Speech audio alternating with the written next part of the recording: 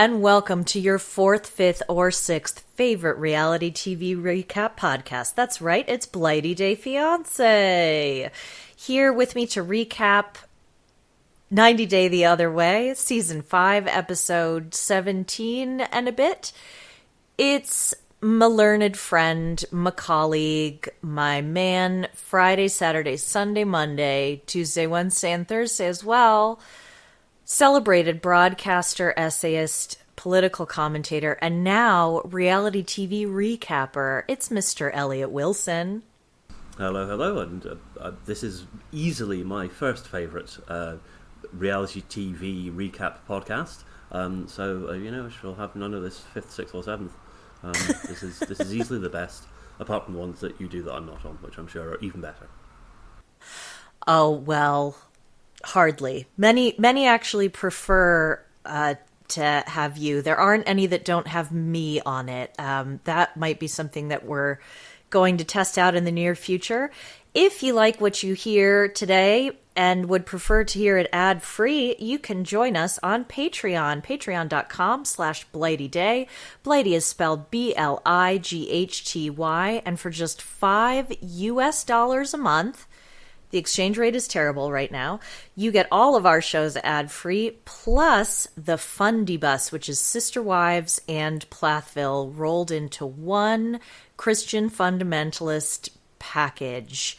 So head on over to Patreon, and we thank you for your support. We're very grateful to you all. If you're in a tight spot financially and you're not able to contribute and you want to contribute in another way, we are running a little competition up through the new year now. Leave us a review on Apple Podcasts or on our YouTube channel. Just slurch Blighty Day Fiancé on YouTube, and you can find it. You can also click the link in the show notes. If you are not able to leave a review on Apple Podcasts, you can leave one on any episode in our YouTube channel. Winners will receive a limited edition Blighty Day Fiancé tote bag where you can let everybody in your family and wider community know that you are a winner. So that's all the housekeeping out of the way. I have to say, Eliot, this series, as we say here in the UK, is giving and giving and giving. It really is. There's almost, well, I was going to say there's no end to it. Obviously there is, because that's how schedules work. But, you keep thinking, well, we've obviously had the biggest drama, the biggest reveal, or the biggest crisis, and then you sit back and then another one comes along and you think, well, I did not see that coming. And that ability to surprise and astonish and in some ways shock really does impress me. But most importantly, surprise and delight. Oh, always a delight, yes. I mean, I take it as read that I will be delighted by things which surprise me, because otherwise what's the point? Well, perhaps not so delightful a surprise is Wayne and Holly. The wedding has passed now. She's been in South Africa for 3 months, I think she said. Her mom has left. It's interesting because in the earlier episodes, which granted you haven't caught up on yet, Holly was sort of teasing that her mother would be staying with them for longer, and we were led to believe as an audience that we were going to get some drama to do with her mother staying there. But that's not the kind of drama that I enjoy. That goes under the rest of Wayne and Holly's drama, which is trigger warning, pets in danger, people in danger, Home Alone style, anti-theft, household modifications. Yeah. So not much going on here. She can't work. She can't leave the house. She stays at home alone much of the time because Wayne has to work all day and presumably into the evening to make ends meet. So it doesn't seem like she's got much of a life here. And I wanted to get your read on this, Eliot, because I can only guess that the reason they're not in the US is because there would be an issue with getting Wayne a visa. I guess that must be right. I mean, there's something odd about. Well, I was going to say there's something odd about the pair of them, and that may well be true, but it may well be true there's something odd about me.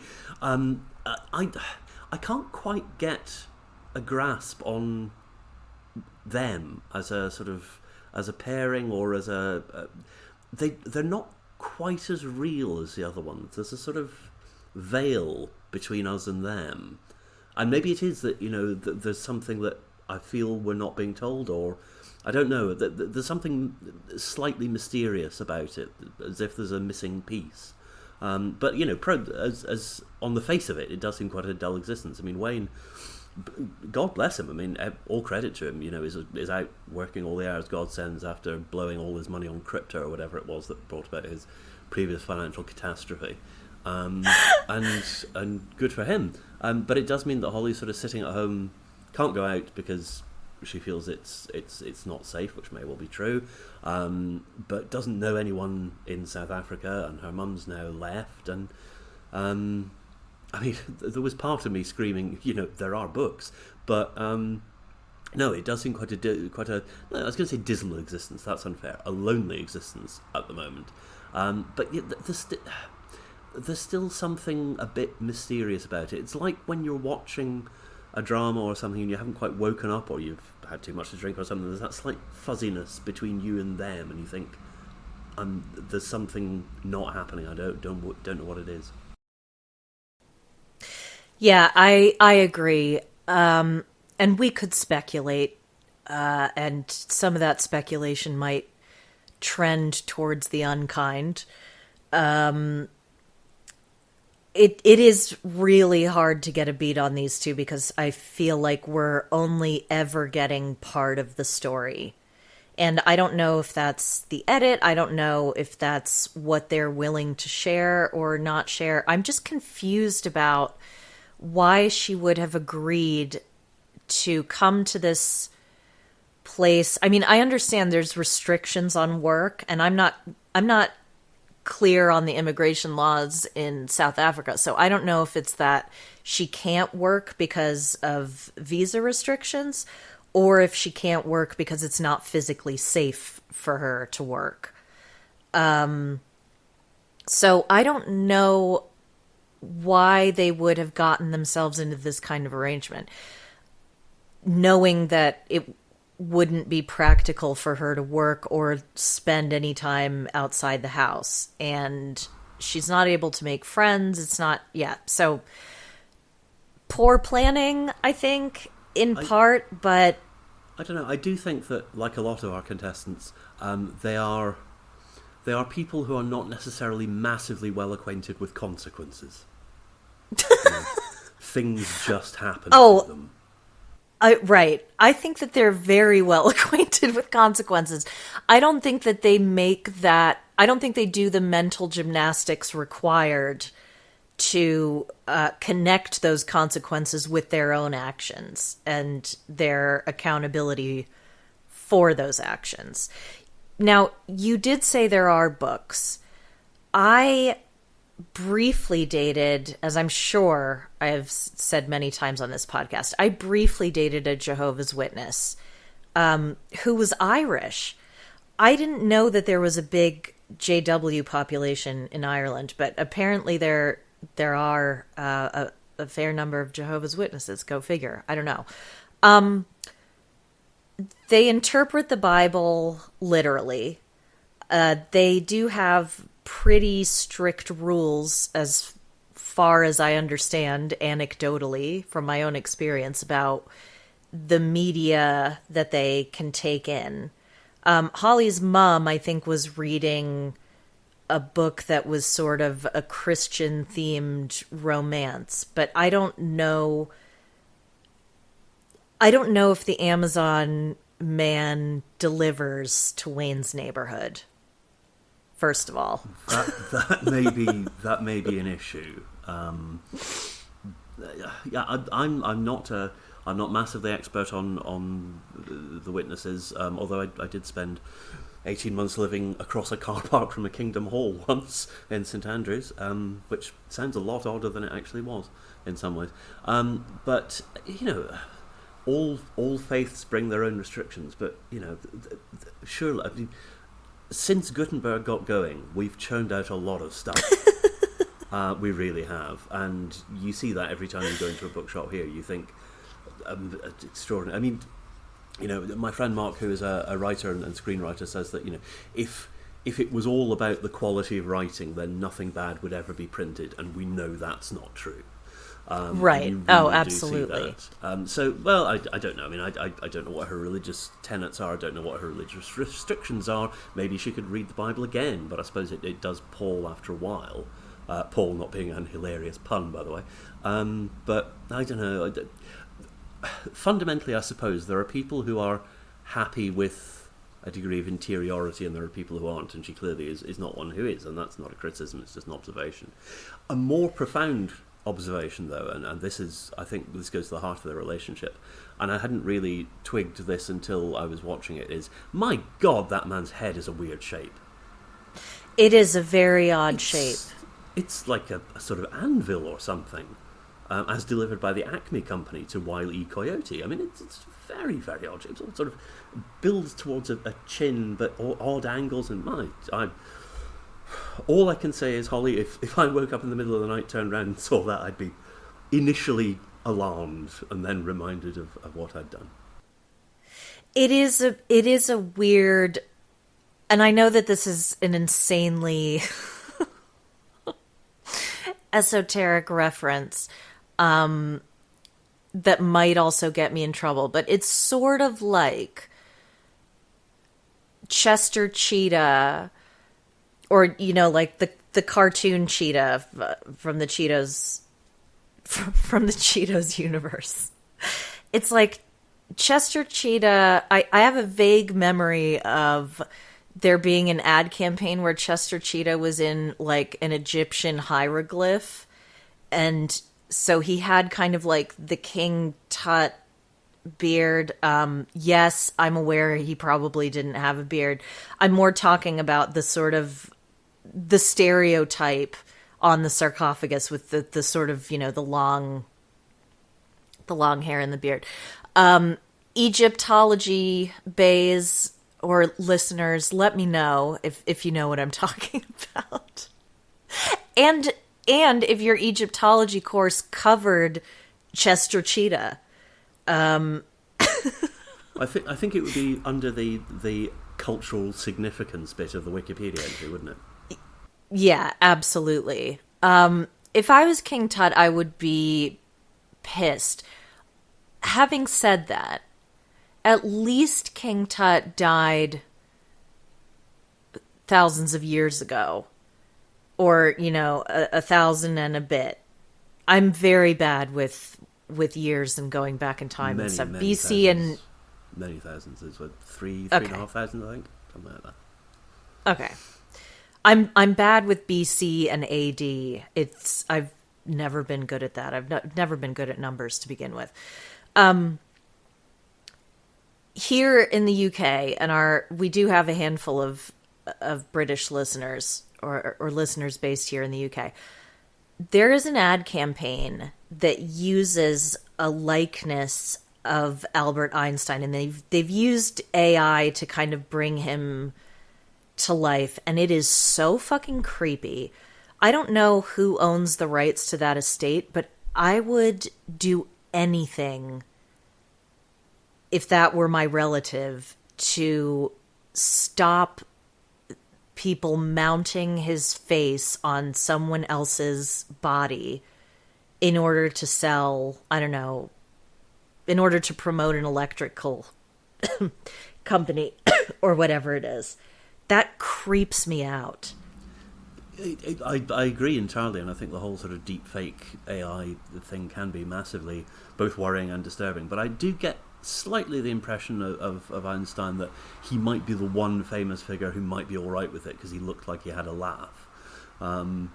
I mean, it's difficult to get a Yeah, read on that's Einstein. true. Brilliantly played, I thought, in Oppenheimer by Tom Conti, of all people. Who saw that one coming? But, he did look like he had a sense of humour, which I suppose you have to if you've unravelled the mysteries of the universe and stared into the sort of very beginnings of not only humanity but existence itself. I haven't seen Oppenheimer yet. I'm going to, but I want to not have to watch the bomb part and go straight to the courtroom drama, because that's all I'm really interested in. I'm told that the courtroom drama is the last hour and a half. Yes, I mean, it's slightly intertwined, so there may be a degree of disaggregation which is problematic. It's a little bit like when I was a child, and I hate green things in food, as you know, being Scottish. And my father, when I was about 6 or 7, bought me an egg and cress sandwich. Now, I did not take to the cress very well, and said that I did not want the cress, and so he picked the cress out of the egg and cress sandwich. He used to tell this story, and then he would always get to the end of it and suddenly realise that he wasn't quite sure which of us looked more foolish in this, given that he'd been in his 40s and I'd been like 6. But I fear that for you, Oppenheimer may be an egg and cress sandwich from which you're attempting to pick the cress. Yeah, someone just make me a cut of just the courtroom stuff. It was a dark summer for me, so I tried to avoid any materials that were too demanding of me emotionally. And then I saw Barbie and sobbed through the entire thing. So, Kimberly and TJ, let's head a bit further east from Joburg to Jaipur. Kimberly, very emotional, totes emotion about her parents leaving. She's aware that there's a lot of healing to do, that this wedding and the focus being put on that has sort of acted as a band-aid or a temporary solution to the issues that she's been having with the family and with TJ's brother, with whom we have decided she's engaged in a passionate illicit affair with. She is understandably exhausted after being awake for 20 plus hours and fasting. What was your take on the cake, Eliot? The cake was extraordinary. More extraordinary was the fact that both of them were just still up and going at that stage, because, she, particularly Kimberly Stuck, she looked absolutely exhausted at one point, and I really did feel for her, because I don't get there very often, thankfully, because I occasionally do sleep, but that sort of absolute bone-deep exhaustion when you think, I'm struggling simply to maintain motor functions here, and anything beyond that is a win. And she was starting to have that look about her, but no, the cake looked extraordinary, and I would happily have sat down and eaten all of that after fasting for 24 hours or 20 hours, however much it was. It did seem I think it was 28. I'm assuming based on the 28-hour fast that no one gets married in India sort of post 35. Because I don't know how anyone goes that long without eating. I don't think I've ever gone that long without eating. I've come close to that, but that was only because I was about to get a colonoscopy. So, yeah. I've certainly never gone that length of time unless I was, substituting alcohol for all the major food groups back in the old days. Sure. Kimberly says that she's the world's most unattractive eater. She compares herself to I didn't write down the name of the dinosaur, but yeah, I can relate to that too. I'm not a very attractive eater. She said that, and I mean, she did. She managed to get some cake beyond her face without it being, like something out of Saw 2. I mean, it wasn't that bad. I know that women do sometimes sort of forestall criticism by saying, "Oh, I do this really inelegantly" or whatever, and it's most of the time not nearly as true as they're making out. But if she wasn't going to sort of absolutely shove her face in the cake, then I think we can all look away or make allowances. And it's, after all, your wedding day, or I say days. But no, I would have cut her some slack on that one.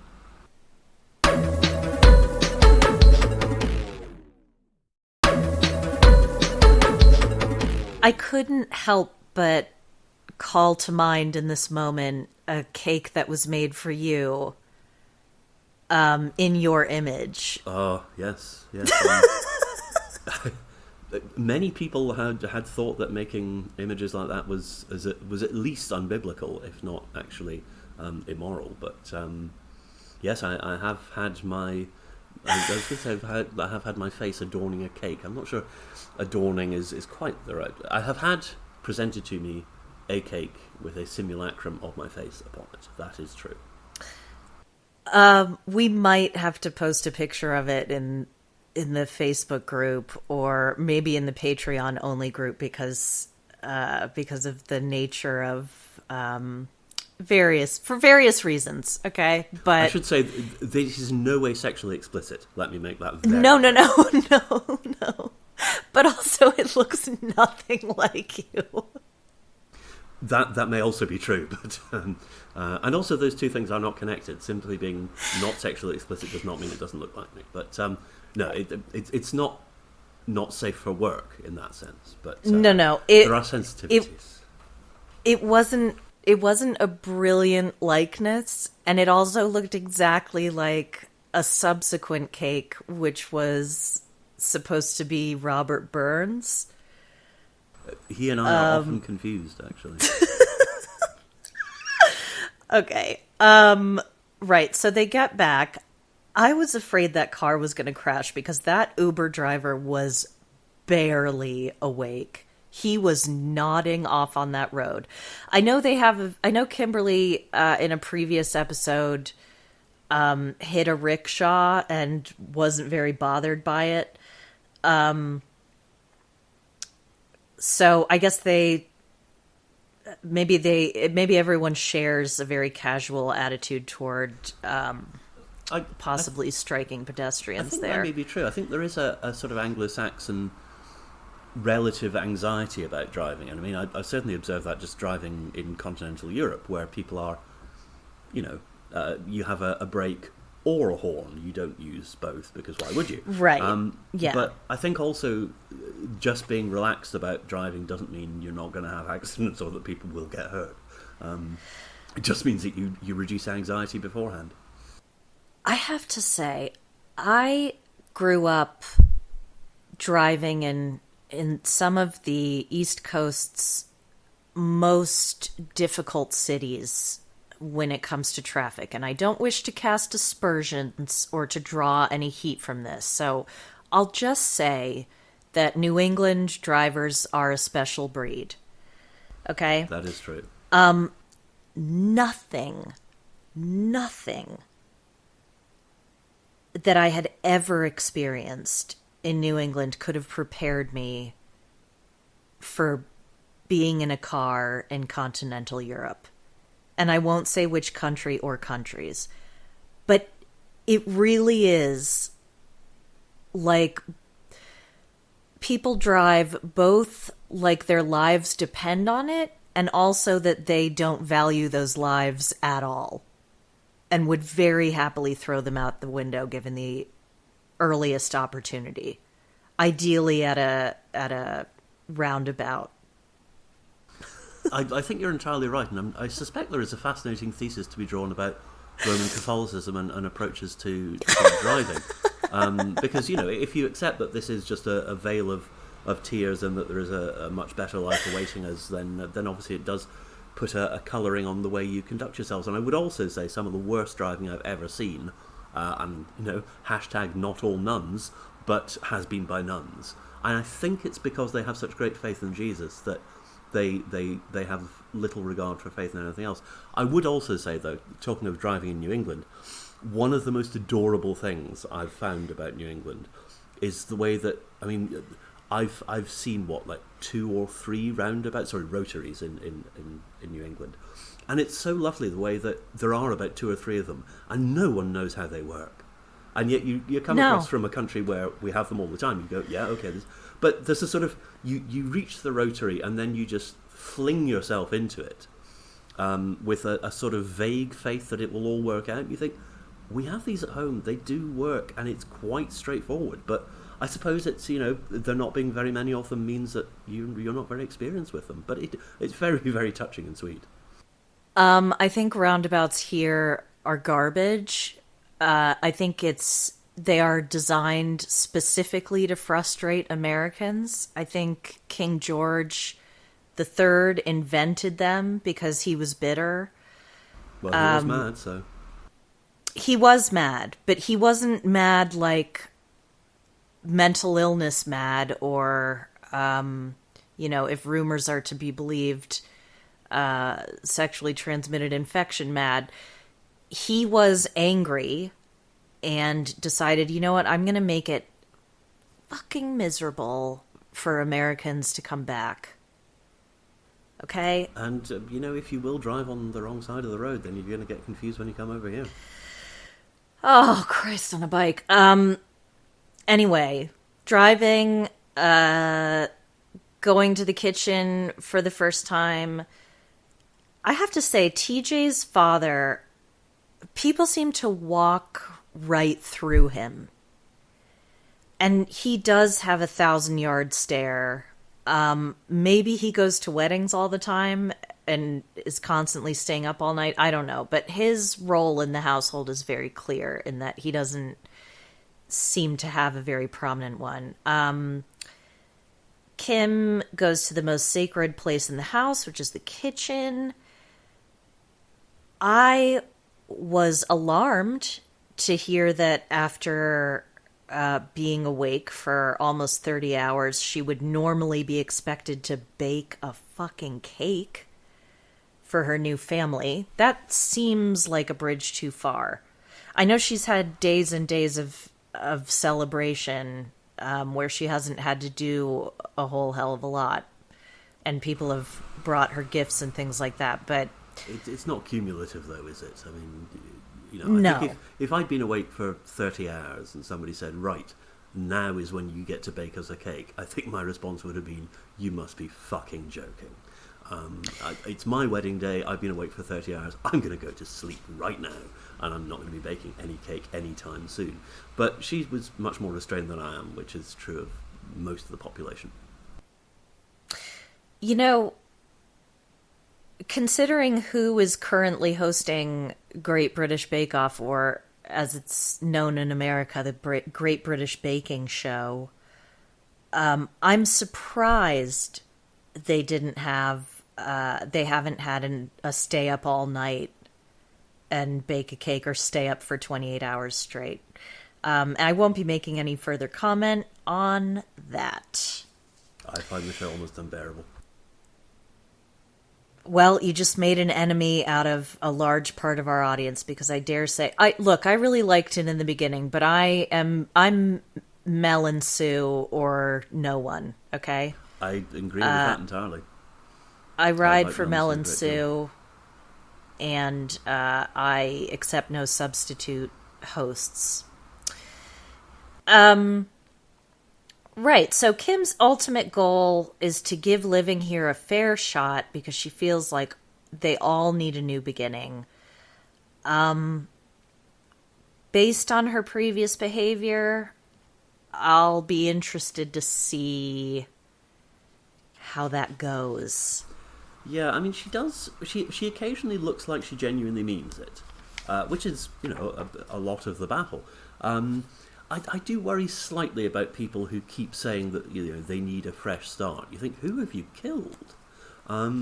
Yeah, he's some right. Kind of refugee from justice. What I also haven't really thought about, because I suspect they haven't, and certainly haven't had a conversation about it, is if she decides that living in India is not something she can contemplate, what's the significance of that for her and TJ? I mean, is this... of course, it's not something I've talked about, because he admitted that he hadn't actually talked about anything about the life that would be expected of her, because he didn't want to have an argument. You think, nobody likes arguments. I don't like arguments. But there are times when you have to take the lesser argument on the chin to avoid the massive shitstorm coming directly towards you. Yeah, again, very casual attitude towards consequences for actions. I mean, why? Some serious procrastinators here. Let's head over to DR for Danielle and Johan. So, Johan has, since we last saw them, got a job. He is a debt collector. Danielle has noticed some suspicious activity on her bank account and basically has caught Johan in a lie. She noticed some suspicious ATM withdrawals, and when she told him that she would have to ask for footage from the ATMs to identify who had been stealing from her, he finally admitted. But then he doubled down and said there's actually no such thing as stealing from your wife. And it's a real shame because any high ground that Johan could have occupied, and he is tall, so, by default, he, occupies some high ground. Ha ha, that was such a belabored pun. He's lost it now. Oh, yeah. I mean, let me be quite clear. I am aware that a lot of people, by which I mean you indicate to me a lot of people, so it's probably true, are not massive Danielle fans. And I can totally get that. I have no strong brief for her myself, and I can see how she might be quite difficult to engage with, quite difficult to be around at sometimes, quite difficult to be married to, who knows. But I think the whole issue of the withdrawals from the cash machine was absolute washing away of any sins of the past. It's tabula rasa. It's, what had happened was clearly not ideal, and there may be circumstances that she has created or allowed to happen which led to him thinking, well, there's her card on the table, I'll just use this, I'll go and, whatever. That's all debatable and murky, and you can deal with that as you want. But when she said, I've got these strange transactions, somebody's been taking money out of my account, was it you? And he said no. And she said, well, I'm going to have to get my bank to look at the CCTV cameras. And then he said, oh, well, it was me, but actually it's all your fault. Game over. Absolute game over. And then to try to dig yourself out of it by saying, well, you can't actually steal from your wife. Interesting one. Could you just walk me through this? By the way, can you steal from your husband? I'd be interested to know your views on that one. But just... no, you can't do that. You just can't do that. It's contemptible, really. And I don't see how you come back from that. I really don't. I think that she's had some cracking one-liners this season, including if you want another American wife who's emotionally codependent, I will refer you out. I was up and out of my chair cheering at that one. That was brilliant. So, kudos for that. But up until this point, I've really had a pretty strongly held belief that she had been selling Johan on the possibility of going to America and then taking that away when it didn't suit her. And I felt that, due to the nature of the imbalance of power, that she's wrong most of the time in all of their arguments. I don't know that this is necessarily worse than any of the things that she's done to him, but I don't really think that's how relationships work, and I don't think that's how marriages ought to work. I think if you get caught up in, well, you did this and that was worse than that, I think these two have gone to such spectacular lengths to demonstrate how incompatible they are to each other. I wouldn't blame either of them for leaving, and I don't think either of them should be embarrassed for doing the right thing and calling it a day, because it's dark. Except I don't think he wants to call it a day, because he was saying, well, I'm not going to leave, and if I do leave, then you're going to give me money for the stuff I've brought and things like that. I mean, it's digging into a horrible sort of... I'm absolutely willing to accept she may not be a nice person at all. She may have behaved appallingly towards him. She may have created all sorts of unreasonable expectations. But I just try to imagine facing somebody that you are, supposedly in a relationship which will last until death and beyond and all that kind of stuff, and saying, oh, well, this money's been disappearing out of my account, and then first looking you in the face and saying, it wasn't me. Right. We all tell lies at various stages. But then when they say, look, I'm going to find out it's you, you don't then say, oh, God, look, I'm really sorry, this is why I did it, that was really stupid. You say, oh, well, yeah, but it's your fault anyway. And you think, okay, I don't think we come back from this, do we? Yeah. And the contempt that I know I've been throwing that word around a lot, but that's one of the four horsemen of marking the end of the relationship, right? It's not, no further good can come of this. And speaking of no further good can come of this, Brandan and Mary, they pick up Brandan's mom, Angela, and they're sort of on the little golf cart type things, surveying the kingdom, waving to the locals. Mary is worried that Angela will judge her and how they live. Why are you worried about that, Mary? I mean, Angela's brought out classics like, it's better than what I expected. It's not a shack. Yeah, that was some impressive work, sort of surveying the relative lack of prosperity that she finds and saying, wow, this is a shithole. Oh, but you don't live in the most shithole part of it. You've actually got like walls and stuff. In a nicer world, you could see where she might be coming from. I'm not sure she was, but even so, it's kind of inadequate digging yourself out of a hole that you've created. It's really, yeah. I mean, I'm very sensitive to poverty shaming, and so it's a behavior that I feel is inexcusable under any circumstances. I mean, considering that... Now, having said that, considering all of the other landmines in this relationship, in this drama triangle, the poverty shaming is maybe what they have to worry about the least, and the judging.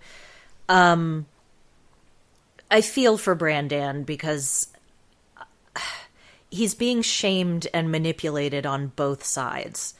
And neither Mary nor Angela seem to give a shit about how he feels.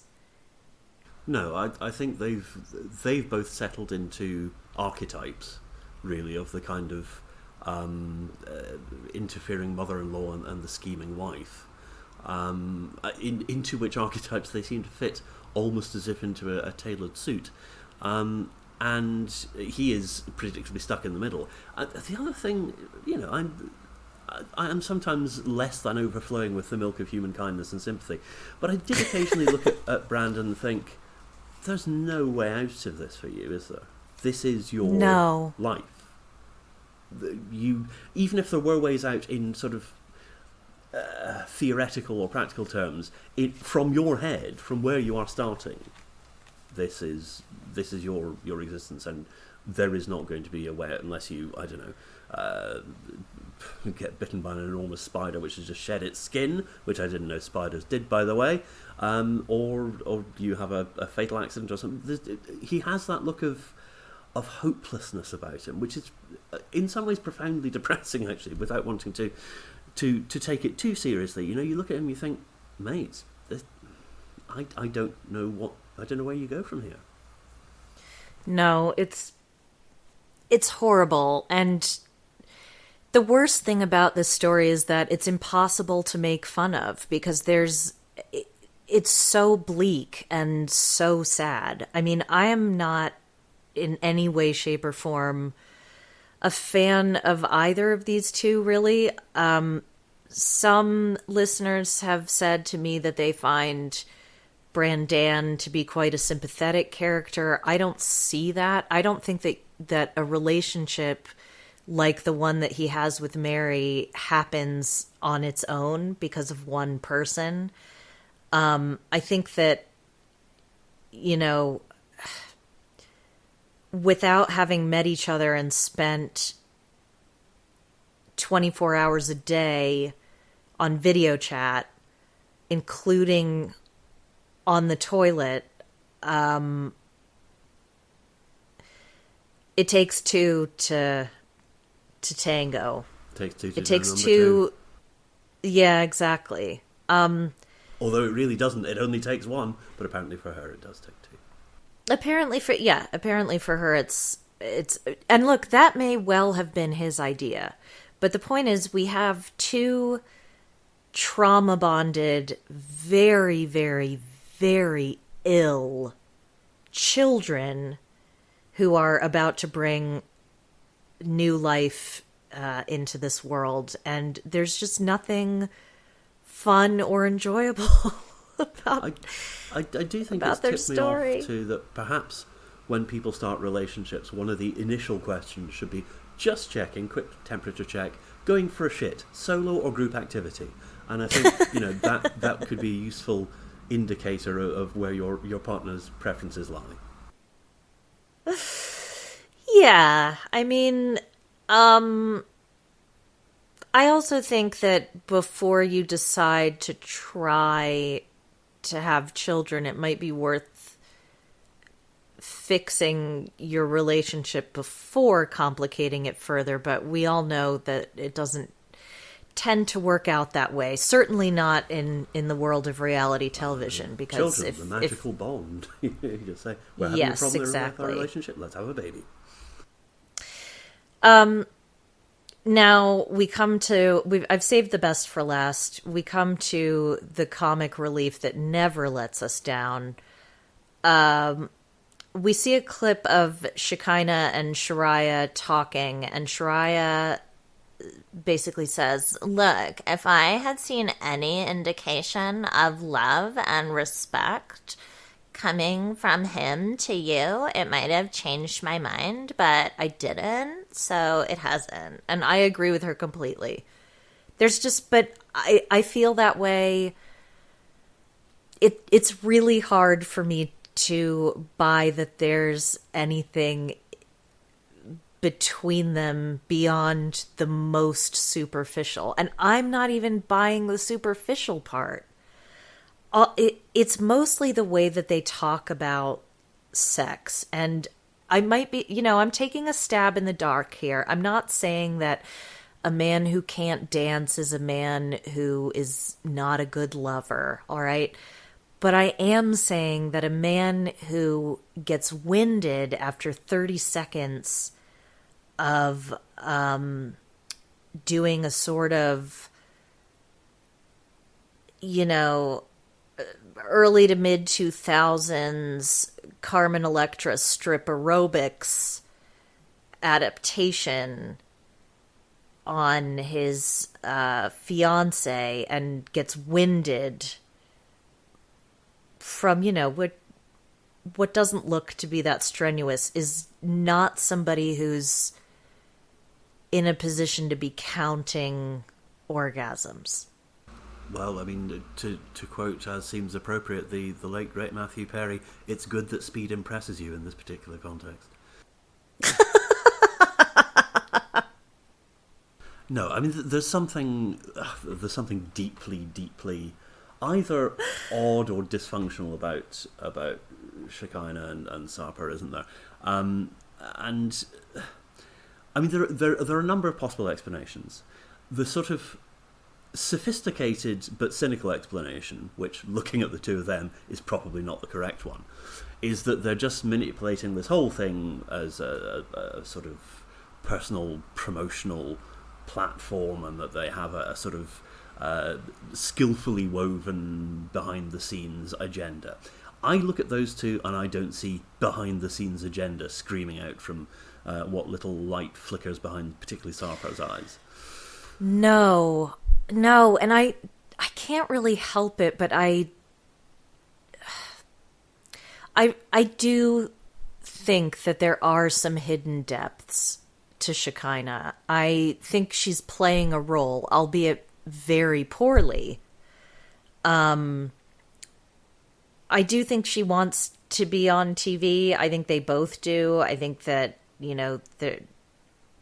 but I also think that neither of them are good enough actors to be pulling off anything particularly. Like, this isn't some deep,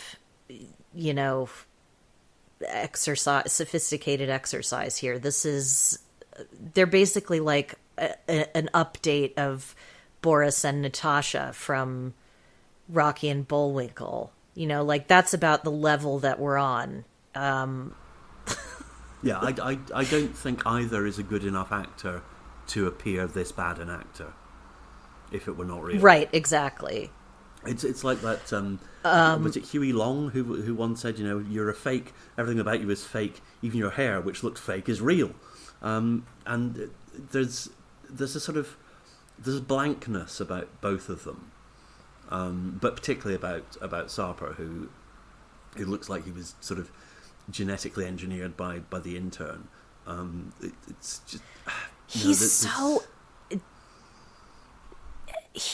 is so slimy. I can't get over it. Like, there's something very amphibious about him. I feel like he leaves a snail trail wherever he goes. Like, I was surprised that bed that he's destroyed wasn't sort of covered with a kind of viscousy film of sorts. And I'm not talking about his other fluids. It was made of sponge. But just this sort of, and this like, this, I get very nervous around people who are that restless, and there's such he just has no chill. Do you know what I mean? Like, he's so sweaty and desperate and just kind of, even on couch, how many times you came? Blah. Like, it's just, that whole there's a nastiness to it. Was just extraordinary when it was 6 times. No, our record was 12 times. You're thinking, are you sure she was there for all of those? I'm really not convinced. Yeah, I doubt that very much. I don't think they might have had sex once to completion. I like to think that I have a good sense for what, sometimes there's an aura or an energy that comes off of a gentleman, even through the TV. And often, this is how stars are made, right? If that translates to the camera, then you've got the makings of a matinee idol. He's got zero game. His aura is like Slimer from Ghostbusters. It's repellent to me. And I hate it. But I also love watching it. Oh, absolutely. But I mean, he strikes me as a man who fakes his own orgasms when he masturbates. He's just there's a sort of overwhelming. It's not quite sort of self-obsession, because obsession would imply a degree of higher cognitive function, which I'm not sure Sarper is really on the same page as. But there's, I mean, that conversation about how much they enjoyed having sex and when they'd had sex and they were sitting on this bed and they're probably going to have sex on the bed and all that kind of thing. I mean, the complaint, the story about the complaints from the neighbours. Oh, come on. I mean, right. There is only maybe one because complaint, the TV was too loud, or that persistent smell from his drains that won't go away. I mean, that's the only kind of complaint that man has had from the neighbours. No. Oh, for sure. I mean, if God help you if you've ever used a Starbucks bathroom that's near a gym, because you know what protein, the foulness of a protein dump that a feckless man has dropped in a public restroom. And on that beautiful sense memory, we are going to leave it there. Tell them where they can find you, El. I'm usually on Twitter at Eliot Wilson 2, ELIOT WILSON 2. Yeah, that's how my name is spelled. I'm just checking. So yes, have a look over there. Or I've occasionally retweeted podcasts, editions of this podcast that I've appeared on. But yes, Twitter is the main place, and I'm always happy to engage in banter of a light-hearted or serious nature as the conversation requires. And we are now able to, I think I've mentioned this before. If I haven't, please forgive me. But Eliot and I are going to be covering Ryan Murphy's Feud, The Swans, which doesn't yet have a premiere date that I'm aware of, but it's going to be early 2024. It's our first foray into covering dramatic television. Eliot and I have an affinity for stories about that particular group of people. We've done loads of research, and if you are a fan of ours and a fan of our previous Patreon-only show, Royalty, which will return in some form or another again in 2024 when the bulk of my law exams are over, you are going to love this. We've done loads of prep work for it, and we are super excited to either revel in how masterful the performances and storytelling are, or pick it apart mercilessly until nothing but spiny little fish bones remain. So from everyone here at Blighty Day Fiancé, it's Michelle and Elle signing off. We will see you soon.